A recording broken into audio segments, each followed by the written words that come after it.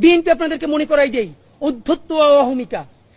আপনাদের বডি ল্যাঙ্গুয়েজে, আরে ভাই 1 বছর আগে ছিলেন বিলাই, টক শোতে যান নাই, অনলাইনে কানেক্টেড হইছেন, সেখানেও কি যেন নক করছে, বাসা থুয়ে দৌড়াইতেছেন, মানে এটা তো আমরা মানি।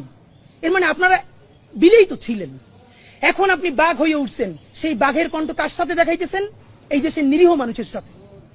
আওয়ামী লীগ কয়টা ধরে ফেসতে পারছেন? কয়টা আওয়ামী লীগের বিরুদ্ধে অ্যাকশনে যাইতে পারছেন? কোটি কোটি টাকা খায় ওই হাজিবুর সেলিমের লোক স্টেজে উঠান। অধ্যত্ত আর অহমিকা আপনারা এইবার লাস্ট চান্স, যদি বাদ দিতে না পারেন আপনাদের দেশে আর কোনো রাজনীতি থাকবে না, মানে থাকবে না, মনে রাখেন। চূড়ান্ত অধ্যত্ত এবং অহমিকার সিম্বল ছিল শেখ হাসিনা। শুধু তার পদত্যাগ না, পতন হয়েছে, দিল্লিতে গিয়ে লুকাইতে হয়েছে। সুতরাং আপনারা তো তার ধারে কাছেও না। সালাউদ্দিন ভাই থেকে শুরু করে অন্যান্যরা সংস্কার কমিশনে যেই গার্ডস নিয়ে, যেই অ্যাটিটিউডে কথা বলেন, আমরা আহত হই। আমরা আপনাদেরকে শ্রদ্ধা করতে চাই। সালাউদ্দিন ভাই, আপনি গুম ছিলেন, বিএনপির কত মানুষের জীবন মেসাকার হয়ে গেছে, তাদেরকে ইন্টারভিউ করে দেখেন। প্রত্যেকটা মানুষ বিএনপির এই আচরণে, যারা বিএনপির জন্য জীবন দিছে, তারা আহত, তারা কাউরে বলতে পারে না। আমাদেরকে অগণিত বিএনপি কর্মীরা ধরে বলে, ভাই আপনারা যেটা বলেন এইটা শতভাগ সত্য, একটা দলের কাঠামোর মধ্যে আছি, বলতে পারতেছি না, কিন্তু এভাবে নেওয়া যায় না। আপনারা কাদেরকে বুদ্ধিজীবী বানাইছেন? তো এই অধ্যত্ত আর অহমিকা থেকে বের হন। নাম্বার 2, এর কথা না বললেই না, বললে খুব মানে এটা ছোট মনে হয়, তবুও এই যে যুবদলের নয়ন সাহেব, এর কাজই হইল সম্ভবত উনি বিএনপির থাপড়ানো বিষয়ক সেক্রেটারি। যারে ভাই তার থাপড়ায় কি অ্যাটিটিউড ভাই! বিএনপির বিরাট সমাবেশ, সে হাঁটতেছে, সামনে একজন আইসক্রিম এলা সমানে থাপড়াইতেছে। ওমা কি আনন্দ! স্টেজের সামনে এক ভদ্রলোক তার মাথার উপর থাপ্পড় দিতেছে। ব্যাপার হলো যে সে থাপড়াইতেছে, এইটা ভিডিওতে মানুষ মিডিয়ায় দেখতেছে। বিএনপি এইটার বিরুদ্ধে কোনো অবস্থান নিছে? অফিসিয়ালি তারে বলছে যে এরকম থাপড়াথাপড়ি সে কেন করে? সে এইটাকে এনজয় করতেছে। এর মানে হলো বিএনপির বিরুদ্ধে আমরাও যদি বলি, আমাদেরকে এরকম থাপড়ানো হবে। এই থাপড়ানোর ট্রায়াল দিতেছে তারা।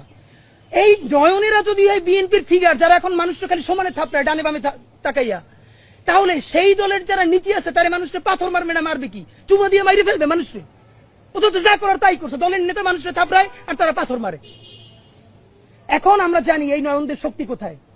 নয়নরা থাকবে নিচে, চাঁদাবাজি করবে, টাকাটা আনবে, টাকাটা আইনা উপরে পাঠাবে কারো না কারো কাছে। তারা হবে ভদ্র সুশীল, তারা মপ করবে না, ইংলিশে কথা বলবে। আর নয়নরা নিচে চাঁদাবাজি করে উপরে দল চালাবে। এইটা বিএনপির বলিনি, এটা জামাত করলে জামাতের অবস্থা এইটা হবে। এটা এনসিপি করলে, এনসিপি তো নতুন দল, সুতরাং ফেরেস্তাই মনে হবে। আমরা এনসিপিরও বুঝতে পারবো সে আসলে বিএনপির মতো ক্ষমতায়িত হইলে আসলে সে কি করে। সুতরাং যুবদলের ব্যাপারে এটা মবের বয়ান। আপনাদেরকে একটা বলি, থানা ঘেরাওর কথা বলেছি। এখন যেটা সব থেকে কনসার্ন, আমরা যতবার নির্বাচন নিয়ে কথা বলেছি, আমাদেরকে বলেছে আমরা নির্বাচন চাই না। আপনারা নিজেরা কেউ বুকে হাত দিয়ে বলতে পারবেন যে এই যে অবস্থা বর্তমান দেশে চলতেছে, ভাবেন প্রকাশ্য দিবালোকে পাথর মেরে মানুষ মারা হচ্ছে, এই ভিডিও কোনো মিডিয়াতে আসে নাই। তৃতীয় দিনে যখন সোশ্যাল মিডিয়া আসলো, তারপর একটা প্রেসার তৈরি হলো, এখন গ্রেফতার হচ্ছে ঢাকায় প্রকাশ্য দিবালোকে। এই পুলিশের গার্ডস নিয়ে, এই আমলাতন্ত্র নিয়ে, এই সরকার নিয়ে এই দেশে কি নির্বাচন হবে?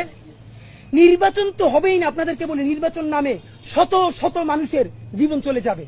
আমাদের ধারণা সেই সিচুয়েশনকে তৈরি করে বাংলাদেশে আরেকটা 111 বা আরেকটা ইমার্জেন্সি তৈরি হবে। অথবা এই যে বিএনপি যেই কারণে নির্বাচন চাচ্ছে, একটা গণতান্ত্রিক পথ, আমার ধারণা তারা এই হোমওয়ার্কটা করে নাই। এই গণতান্ত্রিক পথে নির্বাচন দিয়া, এইরকম হাজার মানুষের জীবন দিয়া, এইখানে আন্তর্জাতিক বিশ্ব পুরো একটা অ্যাপলিটিক্যাল সরকারকে প্রতিষ্ঠা করে দিবে।